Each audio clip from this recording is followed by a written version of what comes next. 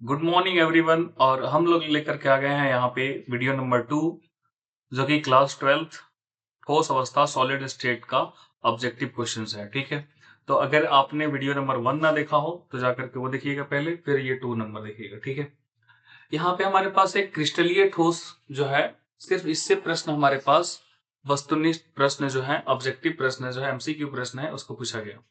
ध्यान से देखेंगे, क्रिस्टलीय ठोस की सही विशेषता कौन सी है? भाई किस कब कह सकते हैं कि कोई क्रिस्टलीय ठोस है? क्या उसमें अनियमित कण व्यवस्था होती है? नहीं। निश्चित गलनांक होता है? भाई क्रिस्टलीय ठोस है तो निश्चित गलनांक होगा। ठीक है, और आगे देखते हैं, सभी दिशाओं में समान भौतिक गुण? नहीं। अल्प दूरी क्रमबद्धता? नहीं। अब देखिए, सभी दिशाओं में समान भौतिक गुण का मतलब हो गया समदैशिक, तो समदैशिक इसमें नहीं पाया जाता है। ठीक है, अल्प दूरी क्रमबद्ध, तो ऐसा नहीं है कि थोड़े दूर इसका पैटर्न हुआ ऐसे, बाद में पैटर्न गड़बड़ हो गया, नहीं, इसका पूरा पूरा दीर्घ परासी होता है। कह सकते हैं कि पूरा इंटायर जहां तक हमारे पास रहेगा, जैसे कि ऐसा हमें बना रहे हैं, तो ये पैटर्न बनता ही चला जाएगा। ये पैटर्न जो है पूरे बॉडी में रहेगा, ऐसे ही, कहीं पे भी पैटर्न बदलेगा नहीं। ठीक है, ऐसे ही, तो इंटायर पूरा ऐसे ही है। लेकिन जो अक्रिस्टलीय होता है उसमें इस तरीके से होता है, ये हो गया, इसमें छोटा आ गया, यहाँ बड़ा आ गया, यहाँ छोटा, बड़ा, बहुत बड़ा, तो ये पैटर्न कुछ नहीं होता है, कोई पैटर्न नहीं होता है, कहीं पे भी कुछ भी हो सकता है, कहीं खाली भी हो सकता है। तो इसको कहते हैं कि भाई अल्प दूरी क्रमबद्धता, मतलब सिस्टमेटिक तरीके से कुछ दूर तक चले, बाद में फिर गड़बड़ हो जाए। तो हमारे पास ऑप्शन नंबर बी सही है, निश्चित गलनांक होता है। इसको बोलते हैं इंग्लिश में हम लोग बोलते हैं constant melting point, constant melting point, है ना, पिघलना। कांस्टेंट मेल्टिंग पॉइंट या फिक्स भी बोल सकते हैं इसको, फिक्स होता है मेल्टिंग पॉइंट। दूसरा नंबर, निम्न में से कौन क्रिस्टलीय ठोस है? क्या कांच क्रिस्टलीय ठोस है? क्या रबर क्रिस्टलीय ठोस है? हीरा क्रिस्टलीय ठोस है? नहीं। कांच, रबर और हीरा तीनों अक्रिस्टलीय का, सॉरी, यहाँ पे हीरा हो सकता है क्रिस्टलीय।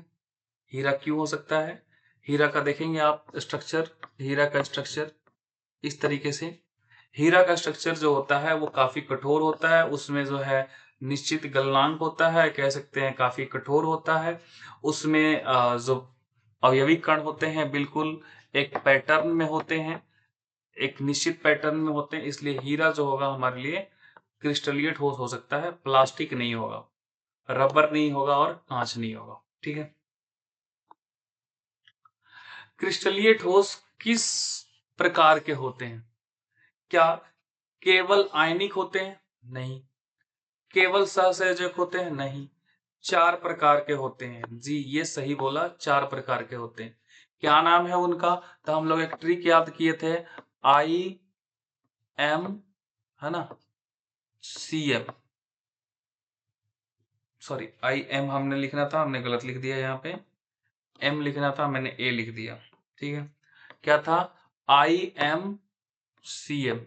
तो ये 4 प्रकार थे, कौन कौन से?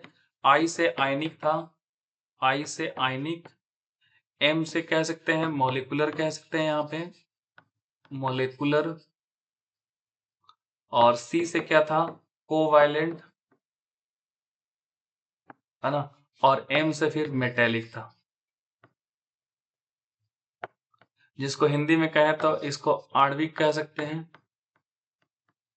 ठीक है, हिंदी में स्पेलिंग गलत हो जाए तो भाई माफ करना, मेरे से हो जाता है। धात्विक, ठीक है, कोवैलेंट को सहसंयोजक,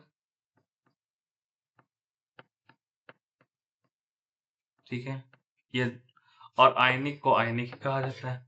ठीक है, तो ये 4 प्रकार के थे, आई एम सी एम या आई एम चुनमुन भी कह सकते हैं। तो ये 4 प्रकार वाले, ये हमारा आंसर सही हो जाएगा। ठीक है, आगे देखते हैं। 5वां नंबर प्रश्न है, NaCl किस प्रकार का क्रिस्टलीय ठोस है? क्या आणविक ठोस है? नहीं। सहसंयोजक है? नहीं। आयनिक है? जी हाँ, आयनिक ठोस होगा। ये सब नहीं होगा, ये भी नहीं होगा, आयनिक ठोस होगा। ये चारों प्रकार ही तो है, आयनिक, सहसंयोजक, आणविक और धात्विक।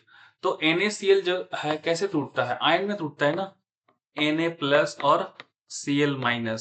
मतलब इसके अवयवी कण क्या होते हैं? आयन होते हैं।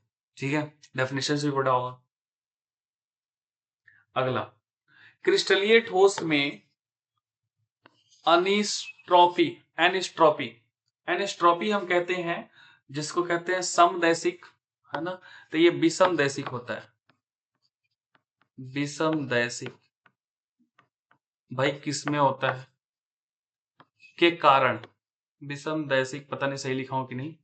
देखिए, ये किसके कारण होता है? अनियमित संरचना के कारण? जी नहीं, विभिन्न दिशाओं में अलग अलग गुण, उसके लिए हम कहते हैं विषमदैशिक।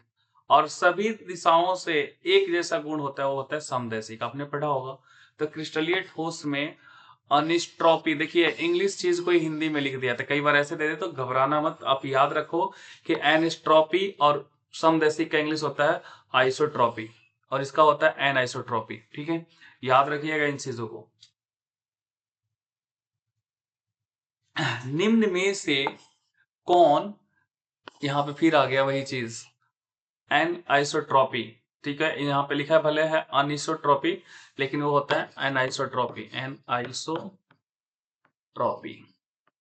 ठीक है, इसको कहते हैं विषमदैशिक, विषमदैशिक, विषमदैशिक कहा जाता है। ठीक है, कारण निम्न में कौन विषमदैशिक दर्शाएगा?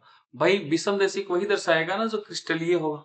तो द्रव नहीं, क्या गैस? भाई क्रिस्टल ठोस, तो ये होगा क्रिस्टलीय ठोस में ये पाई जाती है, क्रिस्टलीय ठोस में पाई जाती है विषमदैशिकता।